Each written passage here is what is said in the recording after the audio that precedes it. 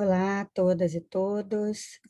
Hoje nós vamos fazer a nossa videoaula e eu vou projetar aqui, é uma videoaula sobre paradigmas de cuidado à criança com necessidade de saúde especial, clinicamente complexa, para que vocês, né, da disciplina Linha de Pesquisa em Enfermagem e Saúde da Criança, possam se preparar para a leitura dos textos que foram encaminhados e também para discussão no nosso encontro na próxima semana, né?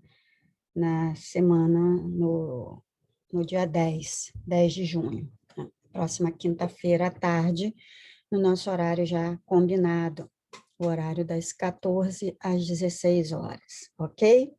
Então, vamos lá. Hoje eu vou falar sobre o conceito, né, de paradigma e como nós temos aplicado no desenvolvimento de estudos sobre crianças com necessidades de saúde especiais. Tá? Então, qual é o objetivo dessa nossa apresentação? Refletir sobre o conceito de paradigma e qual é a relação que esse conceito tem com as definições relacionadas a criança com necessidades de saúde, repensar a disponibilidade de políticas públicas, né, de proteção à criança com condições especiais de saúde e quais são as filiações dessas políticas do ponto de vista paradigmático e apresentar as possibilidades e limites de inclusão desse novo grupo infantil nas agendas de pesquisa social, de saúde e de educação. Então, para o primeiro objetivo, a gente precisa compreender antes qual é o significado de paradigma que nós vamos tomar como marco de referência na construção dos estudos. Iniciando pelo corte epistemológico importante ao conceito de paradigma introduzido no livro A Estrutura das Evoluções, de Thomas Kuhn, em 1998, e que ele diz que todo conhecimento científico adota um paradigma, né? Então, todo conhecimento científico baseia-se em um paradigma, e ele por si só já é um paradigma, que é o paradigma científico. Porque o paradigma científico é uma estrutura mental composta por teorias, experiências e métodos e os instrumentos que vão dar conta à operacionalização desses métodos. O paradigma ele serve à organização do pensamento, da realidade, dos eventos de um determinado modo, então a gente está falando a partir de uma determinada dimensão ontológica, uma visão de mundo, e é uma estrutura que comporta os fatores, tanto psicológicos como filosóficos. E ela é assumida e partilhada por um conjunto de membros da comunidade científica. Então, aquilo que os membros de uma comunidade científica compartilham pertence a um determinado paradigma. E essa comunidade científica é formada por homens e mulheres, né, por pessoas que partilham desse paradigma que foi disseminado naquela comunidade. Então, na verdade, o paradigma é um horizonte estruturante que vai ordenar os fenômenos que nós estamos investigando, aplicando no mundo do trabalho, e permite que essa comunidade de cientistas se situe em uma dada realidade, para que possa compreender essa realidade e comunicá-la. Então, nesse paradigma dominante, ele é apresentado como uma estrutura mental na produção de conhecimentos que são compartilhados por uma comunidade científica que produz esse conhecimento, que o produz, dissemina e consome. Então, ele passa a ser o paradigma uma unidade social fundada numa visão de mundo que é consensualizada. E para consensualizá-la, essas teorias, experiências, métodos e instrumentos vão fazer parte de um arcabouço paradigmático. Então, tem um texto publicado por Sertório de Amorim e Silva Neto. Esse texto, publicado na Revista de Ciências Humanas, de 2011, é bem interessante porque ele faz uma análise do paradigma a partir da perspectiva da Revolução das Ciências de Thomas Kuhn, pensando que o desenvolvimento e a história das ciências em geral, partindo desse desenvolvimento e história das ciências em geral, né, que Thomas Kuhn mencionou, para fazer um recorte no campo das ciências humanas. E é interessante das ciências sociais, né? Na verdade, das ciências humanas e sociais. E como é que a gente pode depois pensar isso no campo da saúde? E ele faz uma análise pensando na apropriação que Boaventura Souza Santos e Edgar Morin fizeram sobre essa história das ciências na perspectiva de Thomas Kuhn, para apontar que Thomas Kuhn estava falando de um paradigma que é o paradigma dominante, que é aquele dominante baseado em um único paradigma. Já Boaventura Souza Santos e Edgar Morin traz para a gente uma concepção de falência desse paradigma dominante e apresenta e faz uma proposição de um paradigma emergente, de não se filiar a um único paradigma. Então, de Edgar Morin, pensando no futuro da educação, ele diz que o conhecimento traz consigo o risco do erro e da ilusão. Então, nós temos o erro, né? Todo conhecimento é passível de erro, não é à toa que nós temos um conjunto de publicações científicas retratadas porque houve erro, né? Ou então porque não houve integridade na aplicação da teoria, dos métodos ou instrumentos. E isso pode gerar ilusões que são provisórias e permanentes, né? Então, essa consciência do erro e da ilusão, ela deve estar presente entre os saberes que são necessários no século XXI.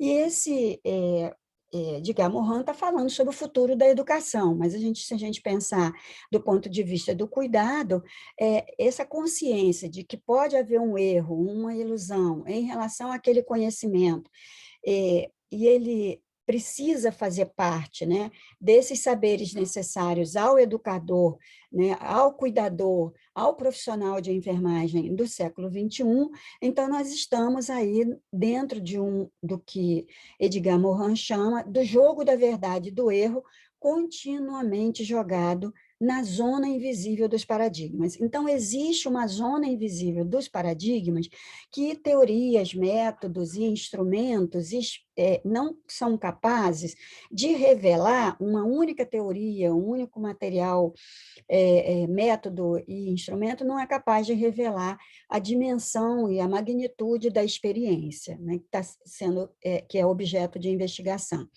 Então, o conhecimento nessa zona invisível dos paradigmas tem o risco de erro, que pode ser revelado, e exatamente nessa invisibilidade desses paradigmas é que pode estar a geração de ilusão. Então, é preciso ter a consciência do erro e a consciência da ilusão desse jogo da verdade e do erro, né?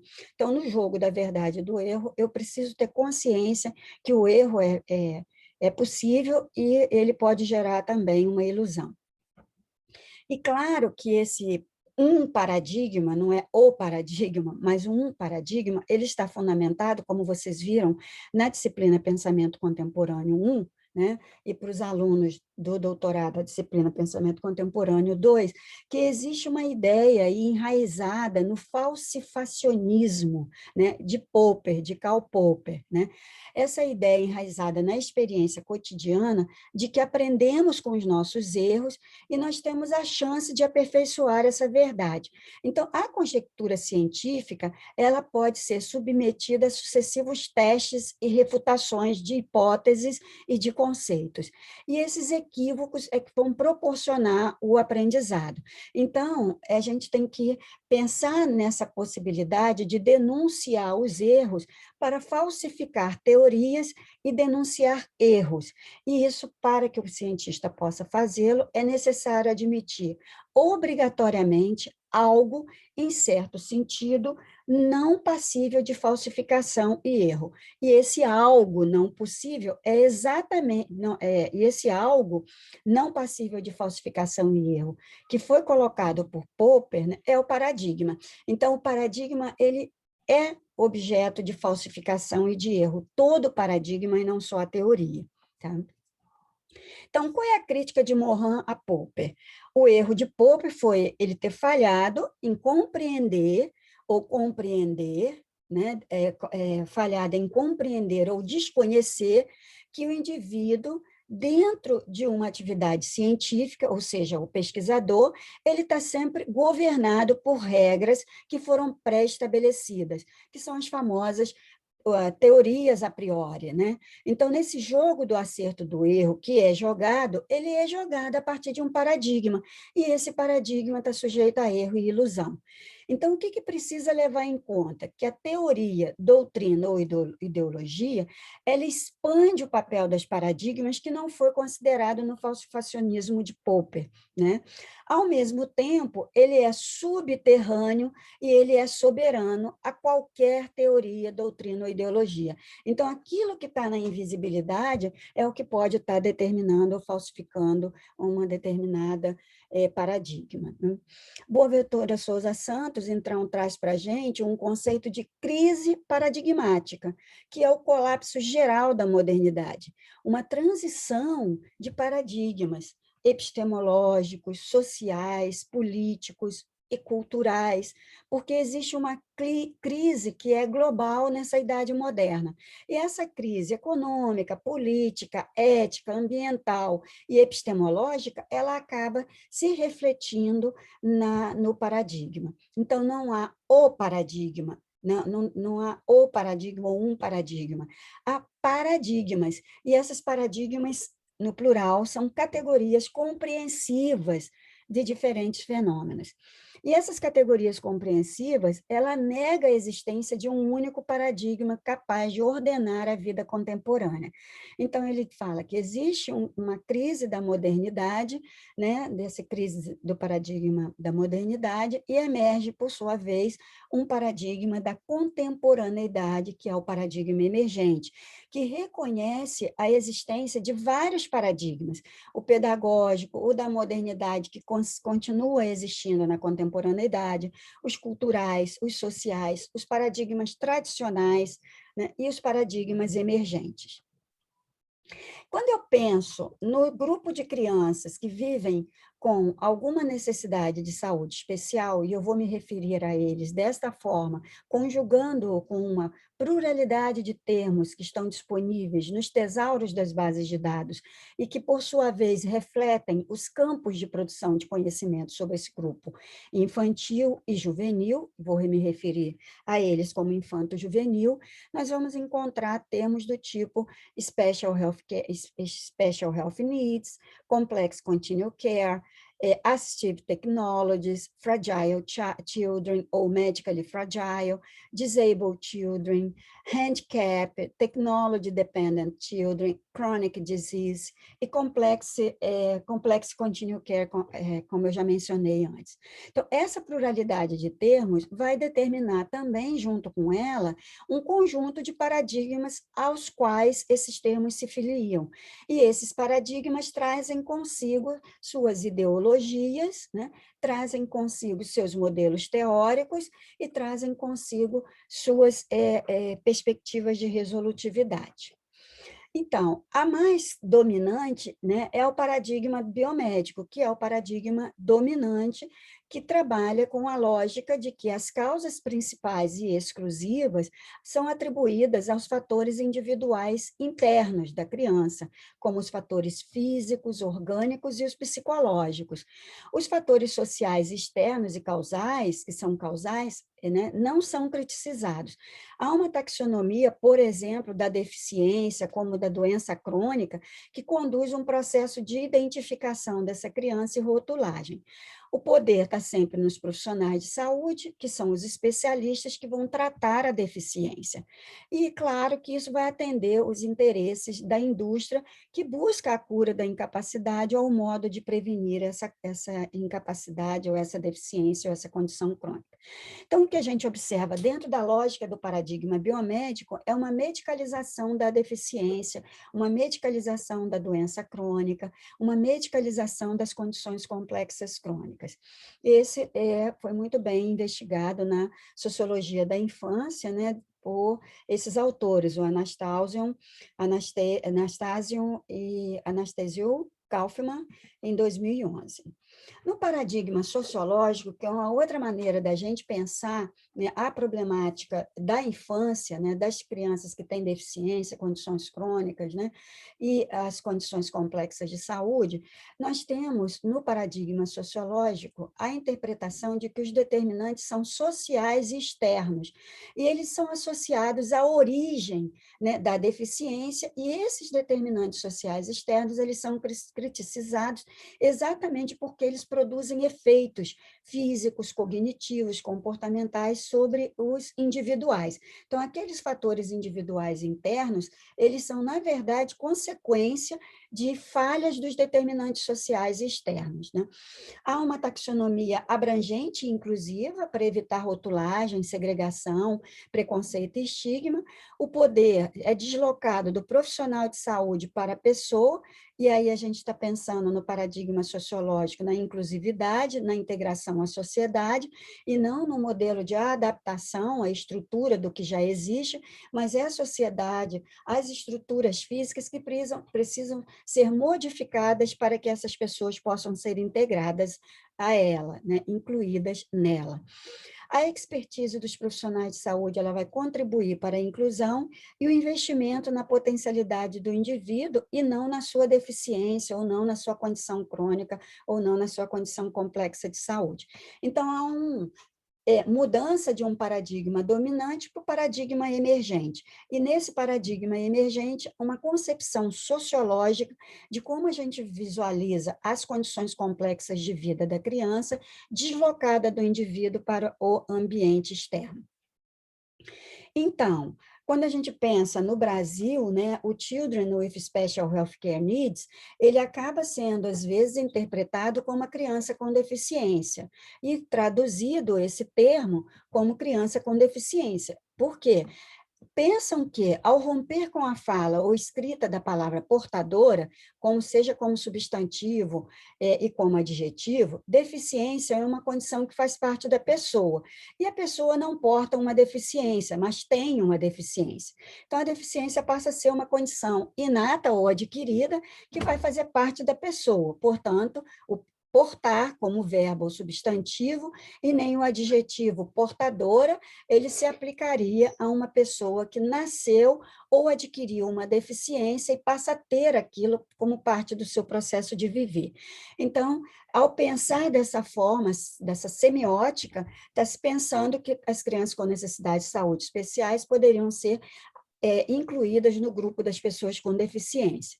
Contudo, as crianças com deficiência, de acordo com a Convenção dos Direitos da Pessoa com Deficiência, elas têm impedimentos de longo prazo, sejam eles físico, mental, intelectual ou sensorial, que determinam barreiras à participação plena na sociedade, e essas barreiras podem ser de comunicação, né? E essas barreiras podem ser de mobilidade urbana, e essas barreiras ainda podem ser de interação social. Então, receber um aluno com deficiência na sala de aula não significa que ela foi incluída. Por quê? Porque tem aí o que Edgar Morin chama, né, dessa zona invisível do paradigma. Então, nós temos nesse paradigma da pessoa com deficiência uma zona invisível que induz o erro, né? Induz o erro e a ilusão de que se abrir a escola para receber a criança com deficiência, ela está incluída. Contudo, se o espaço físico não muda, né, essa criança não será incluída, ok? Mais uma vez, a gente problematiza, né, essa natureza semântica e semiótica da pluralidade de termos associados à criança com necessidade de saúde especial, né, essa criança, esse jovem. Nos Estados Unidos, em 1987, houve uma necessidade de se estabelecer uma terminologia que abrangesse, que fosse suficientemente abrangente para atender aquelas crianças que tinham dependência de tecnologia, então precisava atender uma população infantil que apresentava dependência de tecnologia para sobreviver. Então, foi elaborado um documento chamado Technology Dependent Children, Hospital versus Home Care, a Technical Memorandum. Então, esse memorandum, o que ele apontou? A necessidade de trabalhar de maneira diferenciada com aquelas crianças que tinham dependências de home care.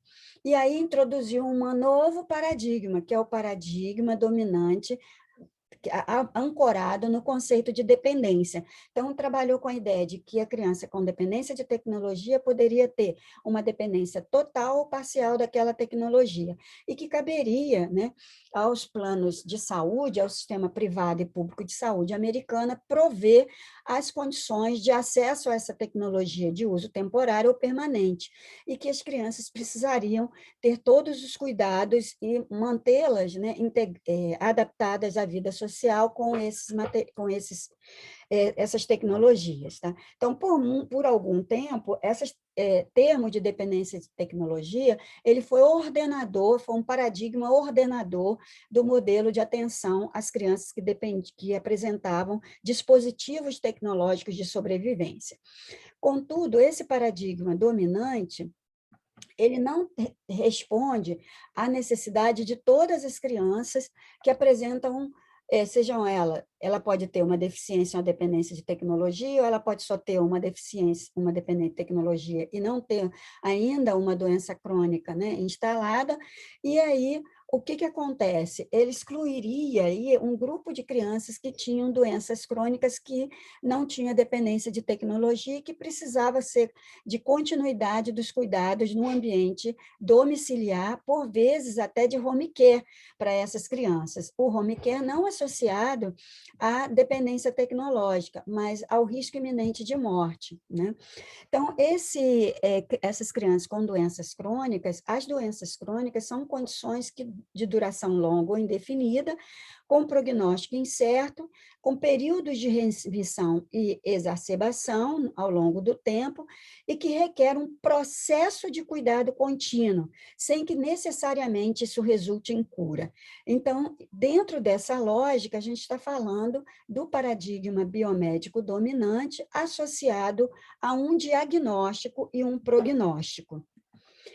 Bom, a criança com doença crônica, né, foi questionado, né, nessa terminologia dos criança medicamente crônico, né, e clinicamente crônica, são crianças, segundo Cohen, né, que apresentou uma estrutura de definição para incluindo, né, as crianças com condições crônicas no grupo das crianças medicamente complexas. Então, as crianças medicamente complexas, que eu gosto de falar que é criança clinicamente complexa, na visão de Cohen, né, incluiria aquelas que têm condições crônicas, ou seja, diagnosticadas, desconhecidas, mas porém suspeitas, né, que podem ser graves ou associadas com a fragilidade clínica, né, que têm necessidades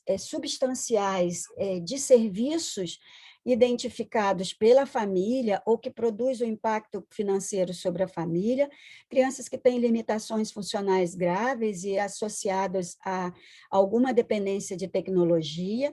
Essa tecnologia pode ser uma tecnologia assistiva, né, de vida diária, ou uma tecnologia de sobrevivência, e usa os cuidados de saúde, com alta demanda, né, para os cuidados de saúde, e necessita o envolvimento de múltiplos profissionais dos serviços de saúde, então seriam profissionais especializados.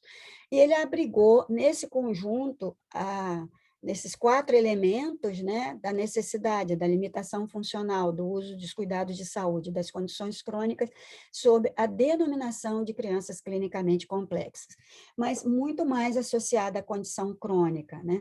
Então, todos eles associados à condição crônica e à dependência de tecnologia, mas excluem as crianças com deficiência. Muito bem. Então, essa terminologia, ela daria conta da complexidade do conjunto, né, de diferentes grupos de crianças com necessidade de saúde especial, é o que a gente vai ver agora. Então, o que a gente percebe é que sempre com essas denominações, elas apresentam condição isolada ou associada às outras condições, os cuidados em saúde são especiais, mas a criança pode viver com uma deficiência ou deficiências múltiplas, a criança pode ser clinicamente complexa, como a gente viu a definição do COIN, ela pode ser dependente de tecnologia, mas ela pode ter tudo isso reunido numa criança só, ou ter uma ou outra dessas condições, né? Então, os cuidados às crianças são especiais, né? E por essa razão é importante observar que dentro desse guarda-chuva, né, da terminologia dos Children with Special Healthcare Needs, e mais recentemente, Children and Youth, né, quer dizer, crianças e jovens com necessidades especiais de cuidados, necessidade de cuidados de saúde especiais, ele pode apresentar uma condição crônica, ele pode apresentar uma condição crônica e complexa, ele pode ser ou estar clinicamente complexo, ele pode ter uma dependência ou estar com uma dependência de tecnologia, ele pode viver com uma ou múltiplas deficiências. Então, para ampliar, né, a inclusão desse grupo de crianças, numa visão do paradigma sociológico inclusivo, né, é que foi apresentada em 1998, né, lá nos Estados Unidos, pelo Maternal Child Bureau, o grupo apresentou uma nova definição para esse grupo, para essas crianças, de modo que ampliasse, né, o escopo ampliasse o conjunto dessas condições de saúde que são especiais dentro de um grupo populacional mais abrangente e que pudesse os serviços de saúde, e não só os serviços de saúde, mas os serviços a ele relacionados, né, às necessidades dessa criança, as crianças pudessem ser assistidas de maneira mais inclusiva. Então, a definição ampla e inclusiva vai enfatizar aquelas características que são comuns a um conjunto de crianças, com uma ampla variedade de condições. Então, não são as crianças que são especiais, o que são especiais são as condições. Então, há um deslocamento, por isso que são crianças com necessidades de saúde especiais. Elas têm necessidade de saúde, que são resultantes das condições que ela vive e que são especiais. Então, eles definiram como aquelas que têm ou estão com maior risco de apresentar condição crônica, deficiência física, mental ou sensorial, retardo de desenvolvimento, transtornos comportamentais ou emocionais, e necessitam de serviços de saúde e relacionados, então não são só os serviços de saúde, são de educação, assistência social, transporte, para além do que é exigido pela maioria das crianças. Então, com isso, o termo Children e Youth passou a incluir uma faixa etária desde o nascimento até os 17 anos de idade, ou seja, os 18 anos incompleto. Então, assim, a gente chega a uma terminologia que abrange um conjunto maior de crianças, atendendo às suas necessidades. Do ponto de vista das políticas públicas de proteção à criança com condições especiais de saúde, deficiências e doenças crônicas, o Brasil nós temos o Estatuto da Criança e do Adolescente, que faz um recorte, né, para a criança e o adolescente com deficiência, transferindo para o Sistema Único de Saúde a responsabilidade pelo provimento dos medicamentos, órteses, próteses, tecnologias assistivas, habilitação e reabilitação, porém de acordo com as linhas de cuidados voltadas às necessidades específicas da criança. Então, introduz-se no Estatuto da Criança e do Adolescente no Brasil o conceito de necessidades específicas. E essas necessidades específicas, a gente vai ver que ela está refletida na Política Nacional de Atenção à Saúde, Atenção Integral à Saúde da Criança, a PNAISC, com as suas linhas de cuidado, especialmente duas linhas de cuidado: a atenção integral às crianças, com agravos prevalentes na infância, doenças crônicas, e a saúde das crianças com deficiência ou em situações específicas e de vulnerabilidade. Contudo, da Política Nacional de Atenção Integral à Saúde da Criança, fundada num paradigma dominante, né, biomédico, conceitua deficiência intelectual, física e sensorial, agrupando-a por conjuntos de diagnósticos que dependem de um profissional para fazê-lo. Então, são, por exemplo, no intelectual, incluído na linha de cuidado da criança com deficiência, aquelas que têm transtorno do espectro do autismo, transtornos mentais e de comportamento, a deficiência sensorial, auditiva, visual e múltipla, e a física, de amputação ou ausência de membro, as deformidades congênitas, nanismo, ostomia. Então, a gente vê que dentro do conjunto da deficiência física está aquela que tem uma dependência de tecnologia, com recorte para as ostomizadas. Então, aí eu já penso que aquelas crianças com traqueostomia, com ostomia, né, aquelas crianças com ureterostomia, elas são consideradas na Política Nacional de Atenção Integral à Saúde da Criança como uma criança com deficiência física.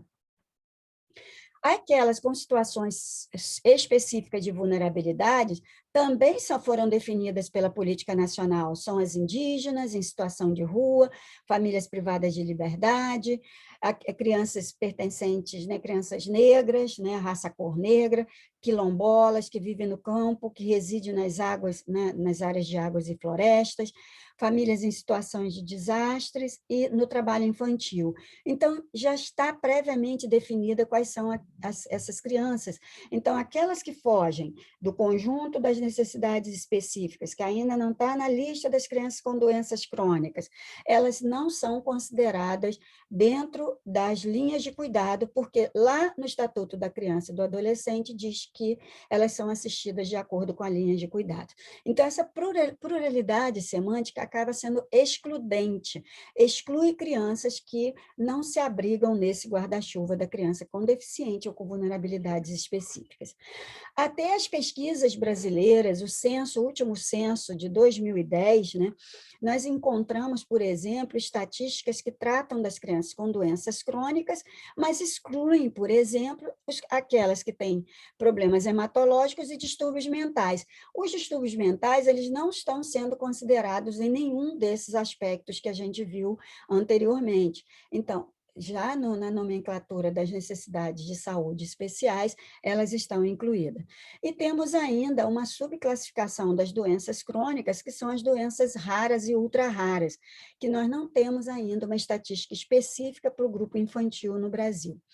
Então, assim, em resumo, esse Children with Special Healthcare Need, que incluiu as condições crônicas, a deficiência, os transtornos mentais como necessidade especial de cuidados de saúde, no Brasil, nós traduzimos como necessidade de cuidados de saúde especiais, mas ainda há uma pluralidade, né, de estudos indicando diferentes formas de traduzir essa mesma expressão, como, por exemplo, o cuidado foi substituído por atenção especial de saúde, não cuidado especial de saúde. Então, recorta para o campo da saúde a responsabilidade por prover todas as demandas da criança. A mesma coisa aconteceu no Chile, traduziu o Special Healthcare por Atención en Salud Especial, então, que são as NANEAs, e aí incluíram somente as condições crônicas, né? Então, essas múltiplas terminologias, ela acaba excluindo crianças, como a gente viu, crianças que poderiam estar abrigadas no mesmo guarda-chuva, e elas se expõem à vulnerabilidade legal, né, do campo do direito, né, direito de acesso, inclusive, a medicamentos caros, medicamentos e tratamentos que são com um custo maior para a família.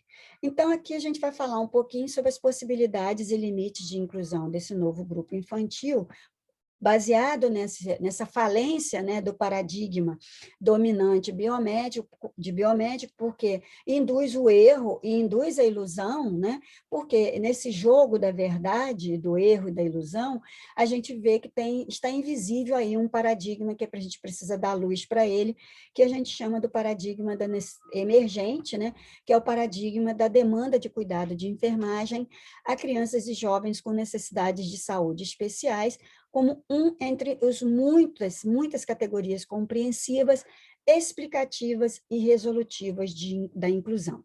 Então, não há um único paradigma governando a vida contemporânea. A complexidade de vida desse grupo infantil, infanto-juvenil, né, se aplica à necessidade de aplicação de teorias, métodos e instrumentos, por vezes diferentes para compreendê-los, né? E, nesse sentido, a gente tem defendido um modelo de demandas de cuidado baseado em necessidades de saúde.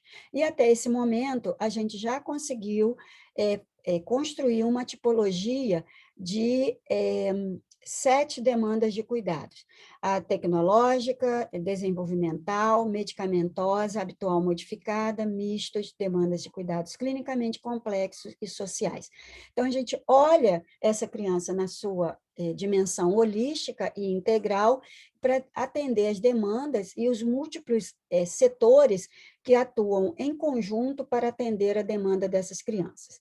Então, para isso, a gente tem trabalhado com teorias de enfermagem, teorias do campo sociológico, teoria das ciências humanas, teoria das ciências sociais, né, para pensar na construção de cuidados que são restauradores, estimuladores, cuidados promotores da vida. Então, dentro desse modelo de demanda de cuidado, baseado em necessidades de saúde, a gente tem pensado a partir de metateorias para estabelecer cuidados clínicos, cuidados sociais e atender aí a fragilidade clínica dessa criança e a vulnerabilidade em que ela vive.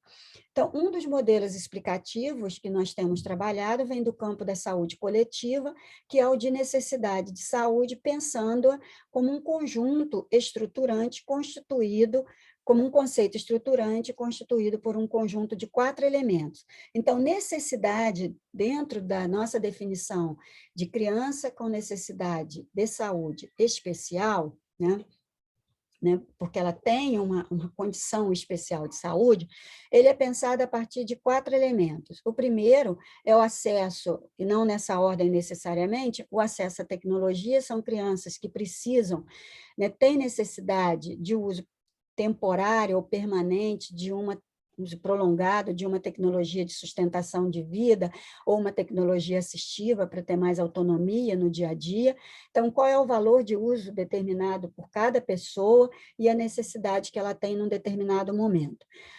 O outro são as boas condições de vida, portanto, aqueles fatores externos, né, causais externos, que podem afetar uma condição interna do indivíduo e no modo que ela vive. O modo que ela vive vai se traduzir em diferentes necessidades. Então, as boas condições de vida, eu não posso, por exemplo, fazer a transição de uma criança de uma classe hospitalar para ou classe domiciliar para uma classe regular, sem pensar nas condições estruturantes da escola para proporcionar a ela boas condições de permanência naquela escola.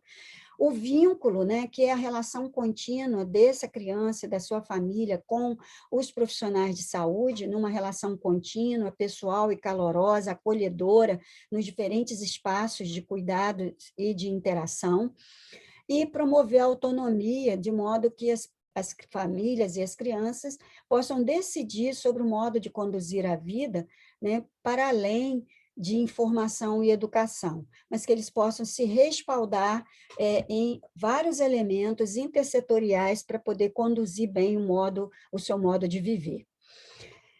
Outra linha de investigação que a gente tem trabalhado dentro dessa visão do paradigma emergente, entendendo a criança com necessidade de saúde especial como um fenômeno complexo, não só basear-se na teoria, né, da necessidade de saúde, da saúde coletiva, mas também pensar do ponto de vista epidemiológico, né, quais são os critérios de elegibilidade para essa criança ser ou estar crianes, né, que é o uso contínuo de medicamento ou tecnologias para sobreviver, serviços de suporte, seja ele emocional, comportamental, com limitações de atividades, uma elevada frequência à unidade de saúde em razão da fragilidade clínica que ele apresenta e o acompanhamento regular e sistemático por vários profissionais de saúde de diferentes especialidades. Identificar isso, né, nós temos feito a partir da aplicação de uma versão brasileira de um screener que foi criado nos Estados Unidos para rastrear crianças na comunidade em diferentes locais por onde essas crianças circulam. Então, ele é um instrumento sensível para triar crianças com obesidade, com transtorno de déficit de atenção, com alergia alimentar, asma, depressão, síndrome de Down, fibrose cística. Então, em que consiste esse instrumento? Um conjunto de perguntas que a gente vai poder identificar quais são as necessidades de saúde especiais delas e quais são as demandas, como é que nós temos trabalhado, correlacionando esse modelo de demandas de cuidados com as necessidades de saúde, conforme está publicado nesse artigo, que eu acredito que vocês podem ter acesso. E aí, o que a gente visualiza? Que no Brasil, num estudo que nós desenvolvemos no Rio de Janeiro, 12,4% das famílias de crianças que foram entrevistadas nas clínicas, de 18 clínicas da família do Rio de Janeiro, elas tinham alguma necessidade de saúde especial, que foi rastreada com a aplicação desse instrumento, e algumas, inclusive, não era nem suspeita e nem estava com um diagnóstico confirmado de uma doença crônica. E ainda não era uma doença crônica, né? Então, ela já precisava de ter sido acompanhada exatamente para evitar que ela se transformasse essa condição de saúde especial em uma doença crônica. Outro elemento que a gente tem investigado é que a alta de uma criança com necessidade de saúde especial é extremamente complexa. Então, ela precisa ser coordenada por uma equipe de saúde que precisa romper com esse paradigma dominante do modelo biomédico, porque o cuidado é complexo, porque a transferência de cuidado do ambiente do hospital para casa exige responsabilidade também da família, e essa transferência tem que ser feita de maneira segura e ordenada, né? Então, a condição crônica ou doença da criança é um dos elementos a serem considerados, ele não é o principal elemento, tá? Então, o que a gente tem observado no paradigma dominante desse modelo de alta? Que o modelo biomédico e tecnicista está mais centrado, né, num cuidado voltado para patologia e uma pedagogia de transmissão e de condicionamento para que a família reproduza no ambiente domiciliar aqueles cuidados que eram desenvolvidos no ambiente hospitalar. Contudo, se a gente olha, né, a questão da invisibilidade do paradigma, que induz o erro, né, que pode induzir o erro e a ilusão, nós estamos trabalhando com ambientes totalmente distintos, contextos distintos, realidades distintas, e que exigem produção de conhecimento aplicável nesse campo. Por isso, o paradigma emergente, baseado na lógica, né, epistemológica de Edgar Morin e de Boaventura Sousa Santos, pode nos ajudar a compreender, especialmente do Boaventura Sousa Santos, pode nos ajudar a compreender, dentro do modelo metateórico, né, do cuidado, da demanda de cuidados, que as necessidades de saúde dessas crianças, nós precisamos deslocar esse cuidado do hospital para ser centrado na casa e na família, e trabalhar dentro da lógica de uma pedagogia dialógica, e não de uma pedagogia de condicionamento e uma pedagogia de transmissão. Então, a gente aqui trabalha na negociação dos saberes, baseado no domicílio e no conhecimento da família já construída. Qual é o limite que a gente tem vivido em relação a... Falamos dos campos de possibilidades. Qual é o limite que a gente tem identificado? A transição do hospital para casa, comunidade, ela exige uma inclusão da criança em diferentes programas, como, por exemplo, os programas de saúde na escola, a estratégia de saúde da família, a classe hospitalar transitar para a classe domiciliar, da classe domiciliar para a classe regular na escola, a imunização, garantir a cobertura de imunização desse grupo de crianças, isso é um limite, porque, por vezes, crianças que têm, no programa, né, crianças que precisam ser imunizadas, porque têm uma condição crônica, às vezes o profissional que está na estratégia de saúde da família, ele não consegue compreender ainda o que é encaminhado para o CRIA, né, que é a coordenação de referência de imunobiológica especial, ou aquele que vai ser imunizado na própria unidade de saúde, né? E olhar que um limite que a gente já visualizou é a própria PENAISC, né? A própria PENAISC, porque vê a saúde da criança baseada em 3 conjuntos, da doença crônica, da deficiência e da necessidade específica para grupos mais vulneráveis e não especificamente para aqueles que têm fragilidade clínica. E outro limite é a internação domiciliar. Embora a internação domiciliar seja um direito da criança, né, ela ainda está condicionada na linha de cuidado à disponibilidade do Sistema Único de Saúde. Então, a rede, essas crianças, elas estão, ou elas se incluem na rede de atenção à pessoa com deficiência ou na rede de atenção à criança de média e alta complexidade, e aí tem uma dificuldade de se desenvolver a internação domiciliar, porque só a saúde, transferir a criança, transitar a criança do ambiente do hospital para casa não é suficiente. É necessário ações intersetoriais para que essa internação domiciliar seja bem sucedida. Outro limite que a gente vê é o modelo de cuidado centrado na deficiência, na incapacidade e na cronicidade, a falta de investimento nas potencialidades da família como cuidadora, as políticas públicas e redes sociais limitadas e pouca autonomia das famílias na tomada de decisão. Então, gente, é isso que nós temos hoje, né, para apresentar para vocês. Espero que essa videoaula ajude na leitura e compreensão dos textos para que a gente possa discutir no nosso encontro síncrono, tá? Então, muito obrigada por assistir a videoaula.